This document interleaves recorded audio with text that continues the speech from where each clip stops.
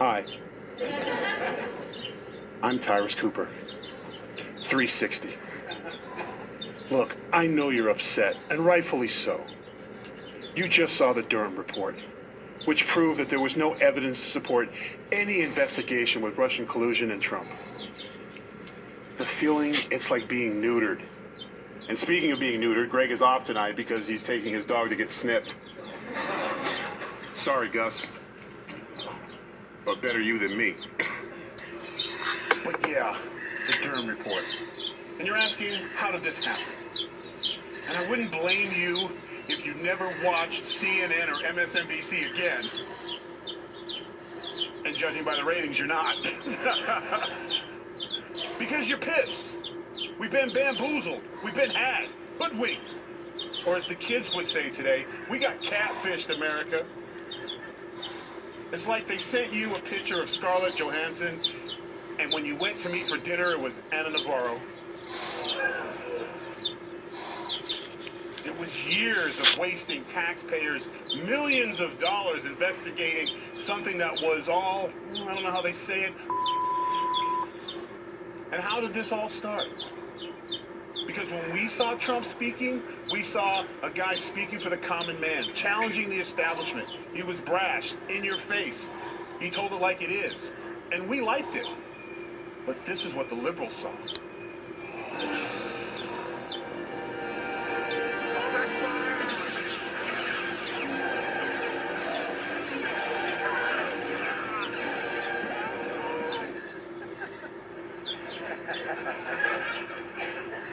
Oh yeah, this isn't Greg's show anymore. It's mine tonight. So he hurt their little feelers. And the left and the media had to break out the tissues. Luckily, Jeffrey Toobin already had some handy. One guy a Toobin fan here? But I think toilet paper would be way better because, let's be honest, they're all full of But Durham's investigation was based on facts. Facts, not feelings. Remember, every day there was some breaking news on how the president was a Russian agent. It was, how do they put it, worse than Watergate. This is far worse than Watergate. Why this is worse than Watergate is worse than Watergate. This in some ways is worse than Watergate. I keep getting asked, are there echoes of Watergate in this? And there are. And he was right. This was worse than Watergate. But the bad actors weren't from the Trump administration. And speaking of bad actors, remember this? Michael Flynn promised full cooperation to the Mueller team and is prepared to testify that as a candidate, Donald Trump directed him to make contact with the Russians. Yeah! He goes to jail! He goes to jail! He goes to jail! Lock him up! Lock him up!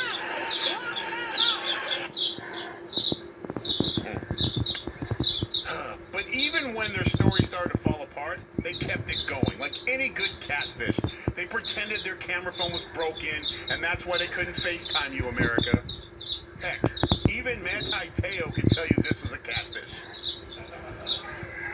Oh, you saw the documentary. So who was the catfish? Well, they wanted us to believe it was a big naughty redhead that was going around, was going to ruin the world, do all kinds of bad things to us. Turns out, the catfish was... Hey, we don't boo here. But for this one time, you may boo. All right, back to being nice. Hey, look, if the pantsuit fits, Hillary Clinton, you owe Russia an apology. And there should be an apology tour for lying to the American people and ruining 2 years of Trump's presidency and affecting elections with Russiagate, impeachment, and fake dossiers. Oh yeah, let's not forget the P-tape. Turns out it was the Democrats and the lefty media peeing down our backs and telling it was rain. Or what Jim Norton calls the $40 special.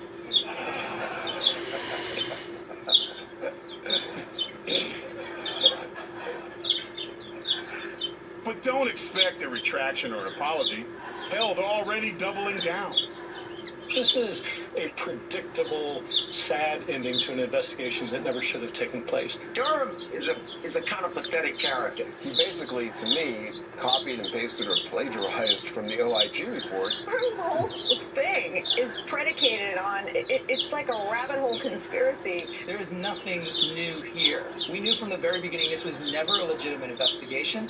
And what you have with John Durham is, look, it's a big fat nothing because there is no there there. Oh, there's there. But expect more of the same. They'll just change the straight up false narrative and probably say he's a white supremacist.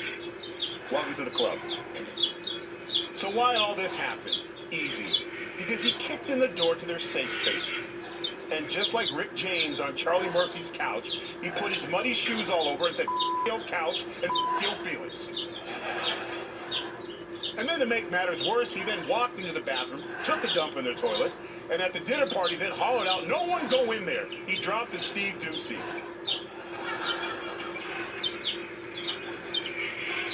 That was for you, Greg. Well, actually, Gus. He told it like it was. He exposed the swamp. He exposed the media and the corrupt politicians and the high-ranking members of the FBI. And then they conspired to get his ass out of office. Now look, I'm not a rocket surgeon, but that looks pretty rigged to me. Hot fire. Let's welcome tonight's guests. Three's a crowd, according to his ticket sales. Comedian Joe DeVito. I love you. I was one of those three. She survived life in socialist wasteland known as ESPN. Outkick host Charlie Arnold. The only four-letter word not in his act is hair. Comedian and co-host of the Jim Norton and Sam Roberts show, the one and only Jim Norton.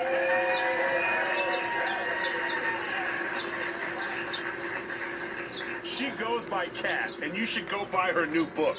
Ooh. This is the part where Greg would say something mean. Fox News contributor and New York Times bestseller, Kat Tim.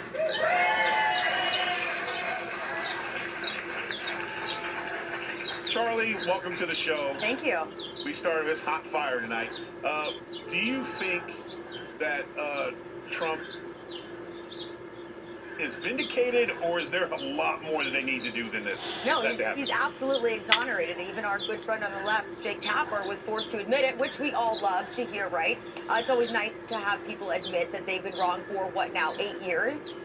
There's so many outrageous aspects of what we just discovered with the Durham report being released. The first and foremost was there was absolutely no basis for it in the first place. The investigation should have never have taken place. But now that the findings have been released and Trump has in fact been exonerated, liberals are doing everything possible to try and delegitimize the findings. They're doing it in a few different ways. They have a few power plays we all know. One is, it's a conspiracy theory. They've already started rattling off those thoughts already. The other is the fact that they say because there wasn't a whole slew of indictments after the findings were released, that this actually isn't legit. But we all know the swamp protects its own. And I think there's a couple of really important things to focus on here. One being that former FBI Director James Comey wasn't even interviewed for a single moment throughout the course of the investigation. The other is the timing of the report, 6 months after the midterms. I've been chatting with someone now. I'm pretty sure it's a Russian bot, but it's going well. Good for you. Good for you. Do you think that calling this catfish is an accurate description of the American people? It is a bit of a weird magic trick that they've done, where they took a fake scandal and promoted that, and they took a real scandal, real laptop from the real privilege, real president's son, with real messages showing he was battling his family. That's the way they suppress it. And there's a nice little switcheroo there. I never understood this idea that Donald Trump was supposed to be a Russian spy. Because when you look for a spy, it's a low profile, right? Not someone who puts his name on things and has TV shows and things like that. I think there's a lot of reasons to not like Donald Trump, even if you're a supporter. It's like bringing extra food to the buffet. He gave you plenty to work with. You didn't have to make stuff up, which is what they did. Hillary Clinton Clinton's still saying the 2016 election's been stolen. No one calls her an election denier. No. Well, no one talks to her either. That's probably why. Kat, as a libertarian, this has got to just grind your gears. It's just so, it's been nice to have some company in criticizing the FBI. Like, Yeah, oh yeah, finally. yeah, finally, everyone, I'm like, oh, Republicans, okay, you guys do, all right. But I'm just thinking, like, how will this, you know, be talked about in history books? And I actually mean that literally, because this whole thing started with a rumor about a P tape. Yeah. Like, that's how it started. How are people gonna write about that? Because that's what happened. Because as soon as I heard that, I was like, come on, that's nobody, it's not like a big offense to Obama by peeing on a bed that he already stayed on. Right. So I feel like Trump would be better at revenge than that. Yeah. And I just think that it has to be at this point the most expensive rumor in the history of rumors. That was millions of dollars. Yeah, the P-tape rumor, and then there was the investigation, and then the investigation, and the investigation. Of the investigation. But it all started with the rumor about a P-tape. Yeah, and there's going to be another investigation. Probably. Of the investigation. Probably, That of the much I'm investigation, sure. yeah. Be a whole slew of investigations. You know what, I'm going to leave it to you. You know what, as timing is everything. And it is kind of weird that Hunter was dead, they had him dead to rights, and there was supposedly going to be an indictment any day now, and now there's no indictment, and it's all back to 24/7 Trump again. Do you think that's a coincidence? No, and I have to correct your monologue. I hate to do that, but peeing down my back has not been a $40 special since 1988. I apologize. Is it up? Oh, yeah, it's Wow. yeah, That's inflation. ridiculous. Yeah. Inflation. You thought it was just eggs. Talking. Right, yeah. Yeah, I think so. I mean, and Hunter Biden, I mean, like, you know, I if I was the president's son, I'd probably behave a lot more like him than I would like Chelsea Clinton or Donald Trump Jr. I relate to Hunter Biden. I would probably do the same things he did. And if I was the president, I'd probably be Trump and have sex with Stormy Daniels. I understand. I don't know why these people don't get along. They're all the same. They are all the same. I relate to all of them. I think the biggest thing in Cat is like, I don't think they can't share anything. Like they can't, it has to be one. There can only be one. It's like the old movie Highlander, which you never saw, but I'm hoping that you two guys saw, where there can only be one. There is no, they do the exact same things, but they blame other people for what other people do. Have you ever been in that situation? To where someone, you knew they did it, but they blamed you for it anyway? Gaslighting at its finest, of course, all the time. Well, that's the way I think also. That's what keeps people in power, is that people in power play us against each other in the two-party system. And, Like human chess. yeah. What you're describing is my relationship. That's exactly what that is. Something happens, she does it, and the next day it's like, you were so mean to me. I'm like, shut up. And I'm like, oh yeah, now I'm being mean to you. The narcissist world we live in. All right, before we go, I've got a big announcement. My new book, Nuff Said, comes out this November. It is now available for pre-order. Yes, I'm topless again. So head over to Amazon or Barnes & Noble and reserve your copy today. Hey, Sean Hannity here. Hey, click here to subscribe to Fox News YouTube page and catch our hottest interviews and most compelling analysis. You will not get it anywhere else.